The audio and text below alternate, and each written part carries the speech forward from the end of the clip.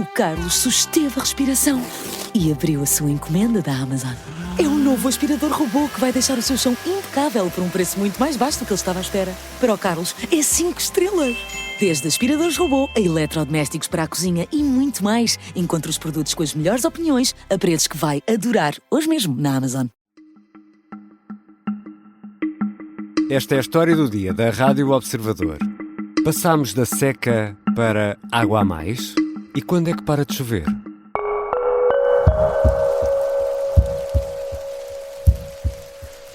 Calma, isto é mesmo a história do dia, não é um daqueles podcasts para ajudar a adormecer ou a meditar. Este mês de março poderá vir a ser o mais chuvoso dos últimos 20 anos. E na região sul, segundo o IPMA, já choveu 2 vezes mais do que é considerado normal para esta altura do ano. Num período de cerca de uma semana, Portugal continental foi afetado por 3 depressões que trouxeram muita chuva. As barragens agradecem, a seca está em pausa, mas isto agora é para continuar ou não?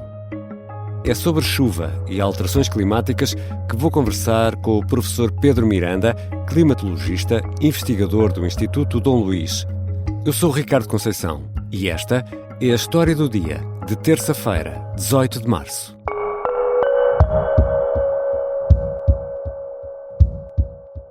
Bem-vindo, professor Pedro Miranda. Boa tarde, Ricardo. Estamos quase a entrar na primavera e temos agora 2 grandes correntes de opinião, se podemos dizer assim. Os que dizem esta chuva toda não é normal e os que dizem é só chuva, por amor de Deus, tudo isto é normal.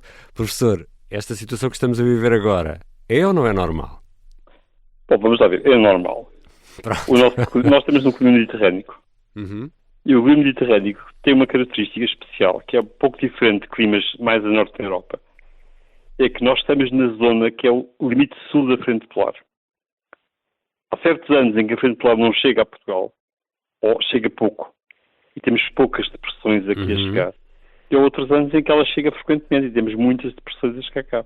Exato. E, portanto, por isso o nosso clima tem muita variabilidade interanual no que se refere à chuva. Nós agora temos aqui 3 depressões praticamente, não é? Claro. Uhum. Mas estamos a assistir, o professor está a dizer que isto é normal, mas estamos a assistir a mais fenómenos extremos ou não? E isto é uma consequência direta das alterações climáticas? Nós estamos a assistir realmente a mais fenómenos extremos. Isso não há dúvida. Não só deste tipo, mas de outros tipos. E isso é uma consequência das alterações climáticas também. Há poucas dúvidas sobre isso. E que tipo de fenómenos é que podemos encontrar aí? Vento, chuva, períodos de seca, portanto, vários períodos extremos, fenómenos extremos. Isso. Ou seja, aquilo que as alterações climáticas fazem várias coisas. Uma delas é que põe mais água no ar.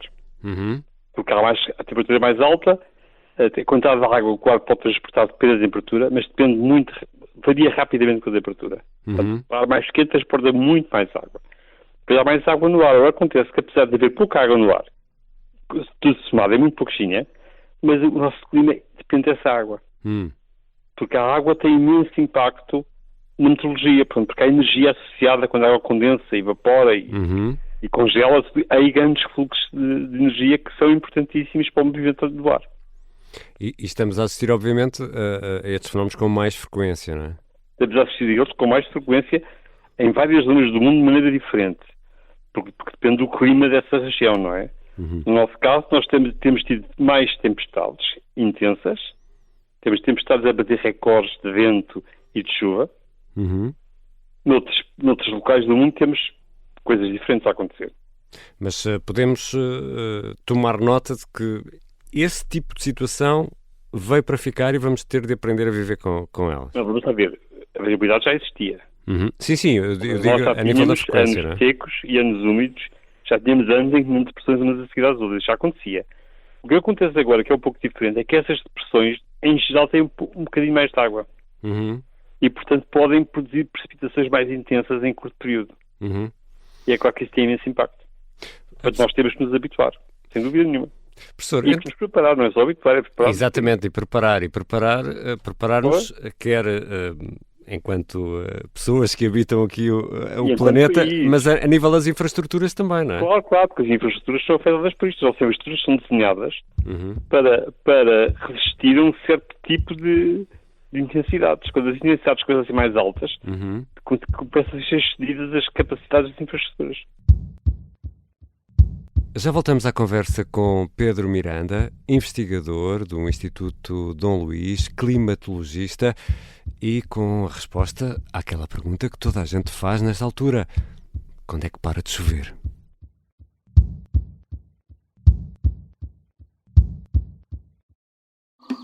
Sente-se seguro aqui dentro.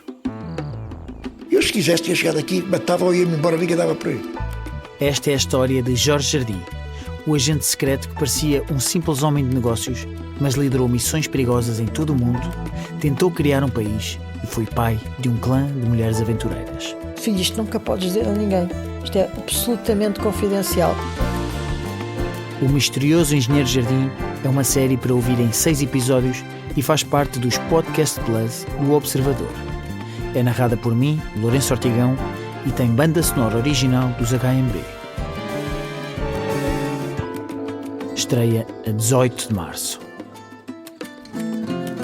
Os Podcast Plus do Observador têm o apoio da Kia. O Carlos susteve a respiração e abriu a sua encomenda da Amazon. É um novo aspirador robô que vai deixar o seu chão impecável por um preço muito mais baixo do que ele estava à espera. Para o Carlos, é 5 estrelas. Desde aspiradores robô a eletrodomésticos para a cozinha e muito mais. Encontre os produtos com as melhores opiniões a preços que vai adorar hoje mesmo na Amazon. Estamos de regresso à conversa com o professor Pedro Miranda, investigador do Instituto Dom Luís, climatologista. Professor, entretanto, passámos rapidamente de uma situação de seca para uma situação, deixe-me pôr as coisas assim, se calhar, não sei se é o termo mais correto, mas para uma situação de água a mais? Eu não sei se é correto, mas não há dúvida que passámos de uma situação de quase seca para uma situação de excesso de precipitação. Mas isso acontece, não é? Porque a seca, vamos lá ver, a seca acontece quando nós temos uma sequência de meses, tipicamente, com chuva abaixo do normal. Mas de repente, quando esse período acaba e de repente precisa ter chuva acima do normal, depois os sistemas primeiro a chuva infiltra-se e enche os reservatórios, mas depois ficamos a altura que os reservatórios se enchem. Porque eles têm um limite. Pois, claro.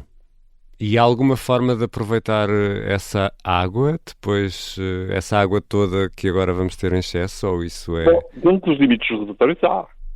Vamos lá ver, as albufeiras foram feitas exatamente para guardar a água de uns anos para os outros, ou de umas estações do ano para as outras.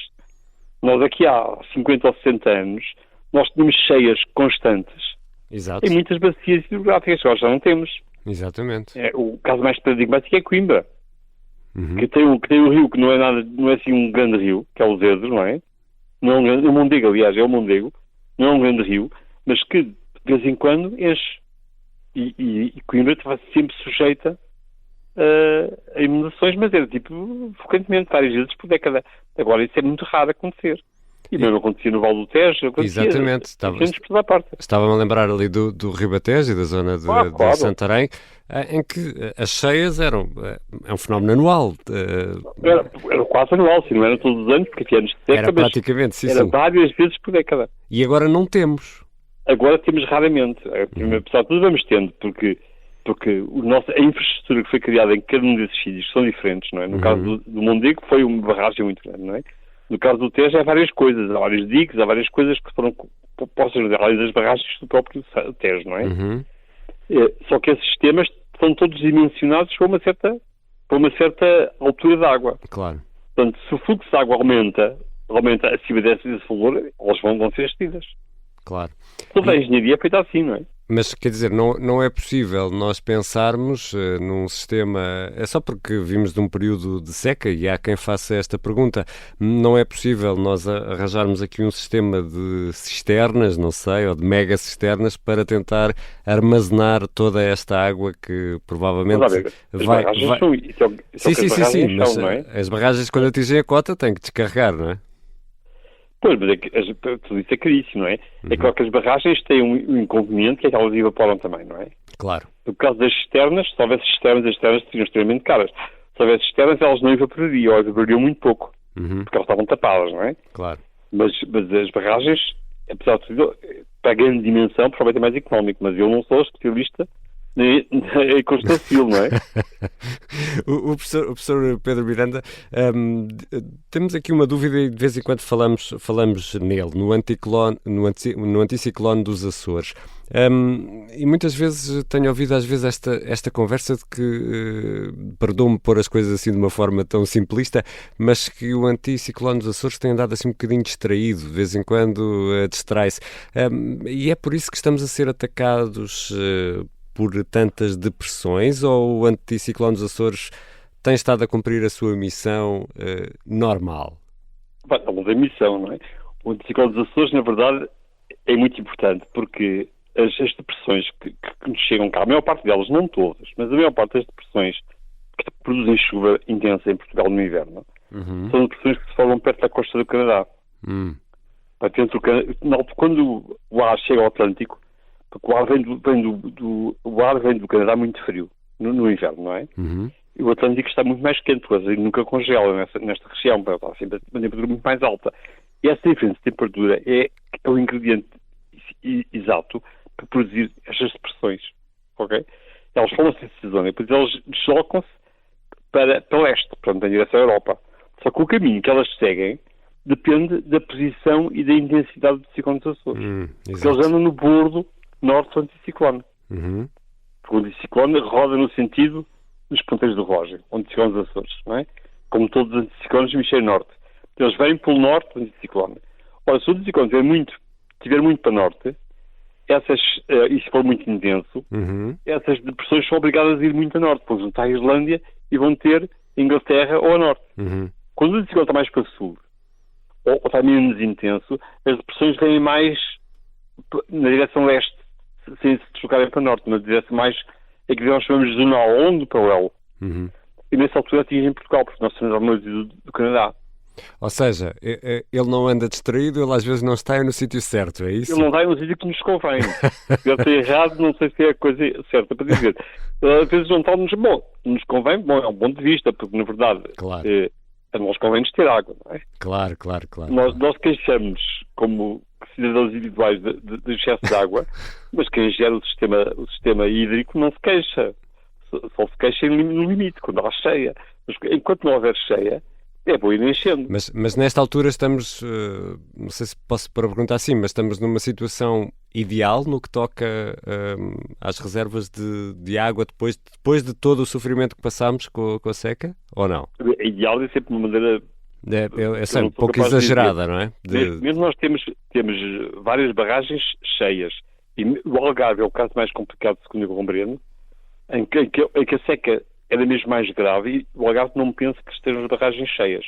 Mas no resto do país as barragens encheram, e portanto isso quer dizer que nós temos reserva. Mas é preciso ver que esta reserva, a duração desta reserva tem muita barragem. As barragens pequenas não têm um tempo de vida muito longo, essas reservas. Por exemplo, o Alqueva já dura provavelmente anos, porque ele está cheio. Exato. Que é para 2 ou 3 anos. Portanto, isto é muito variável. Porque nós temos nossa dependência da água depende muito da zona do país. Nós, tipicamente, temos bastante água a norte, é verdade. E temos muito menos água a sul. Professor, a pergunta que toda a gente faz agora nesta altura é: vamos continuar a ter chuva, não é? Pelo menos aqui até a chegada da primavera. Já agora, confirme-me lá aqui uma coisa: as previsões acima, além de 10 dias, não são fiáveis, ou são? Não são fiáveis. Depende das regiões, mas na Europa não são fiáveis. Mas acima de uma semana eles pensam a falhar 10 dias, é basicamente o limite. A próxima semana vamos ter chuva, que é o que está previsto. Depois a seguir, já é mais arriscado dizer o que é que vamos ter. Mas a primavera é já daqui a pouco tempo. Exato. Ou seja, nós não podemos dizer que abril vai ser particularmente chuvoso só porque agora eu não digo, pelo menos. Eu não digo. Só que agora, porque agora está a chover muito. Não, isso não, porque isto varia, digamos. Eu acho que o tempo de vida destes sistemas é tipo 1 ou 2 semanas. Portanto, cada um destes sistemas não dura mais. É claro que as previsões do tempo, neste momento, melhoram imenso na última década, mas a partir de semana e meia aqui na nossa zona, não são fiáveis. Muito obrigado, Sr. Professor Pedro Miranda. E eles, obrigado pelo convite. O professor Pedro Miranda é climatologista e investigador do Instituto Dom Luís. Esta foi a História do Dia. A sonoplastia é da Matilde Andrade, a música do genérico do João Ribeiro. Eu sou o Ricardo Conceição. Até amanhã.